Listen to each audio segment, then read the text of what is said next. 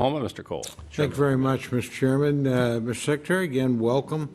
As I mentioned in my opening comments, I'm very concerned about retiring legacy systems. They need to be retired, no problem there, but doing it too fast and not having replacements coming online.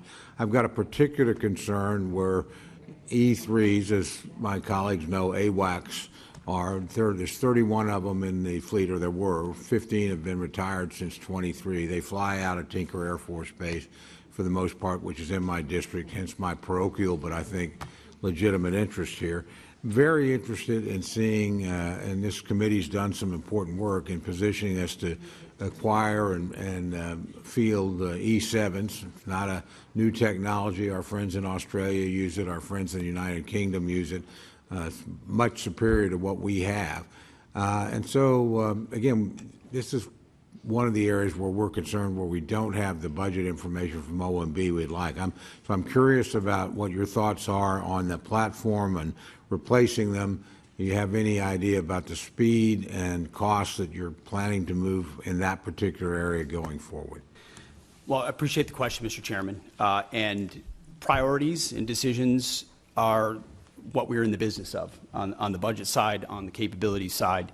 And I think President Trump has charged us with making the big, difficult decisions after a lot of deferred maintenance and deferred decisions to ignore parochial priorities in large part and focus on what the department needs and where it needs it and when it needs it. And that means some tough calls. And there are platforms we've supported as a result.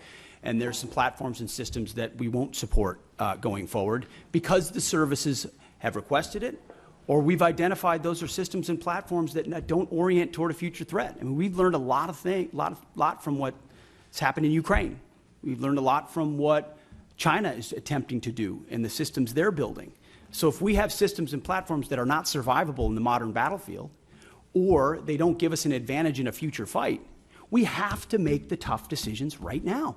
That's my job, that's the chairman's job, and it's our job to fund those new systems and make tough calls. So the E7 is an example of that. We're going to fund existing platforms that are there more robustly and make sure they're modernized. But we believe most of the ISR, or a great deal of the ISR in the future, will be space-based, and not in a scientific space-based we hope we'll get there, but in a we're funding capabilities that will surpass some of those airborne capabilities. So we're willing to continue to review things like the E7, but from our view, investments in existing systems that carry forward that capability alongside even bigger investments in space-based ISR gives us the kind of advantages we need on a future battlefield. I think that's a fair point. I will point out, I've been on this committee a long time. I watched the U.S. Army waste $29 billion on the future combat system because it was going to be so great. And it didn't, and we wasted a ton of money. We got a platform here that works. Space is great. It's unknown. It's undeveloped. And I would just urge you to look at this pretty carefully as you make the decision. We certainly will as a committee. I don't know how much time I've got left because the clock's not running. You're the chairman, so. Well, I will try and be respectful to the committee and certainly respectful to our witnesses.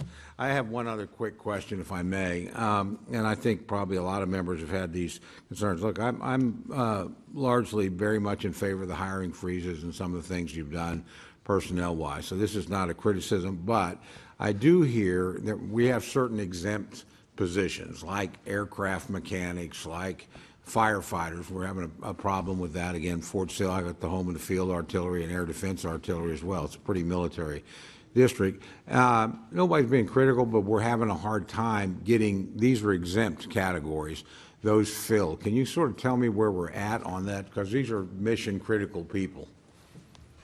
It's a great question, sir. It's something we're paying very close attention to. In fact, we meet on it multiple times a week. It includes shipbuilding capabilities, child care centers.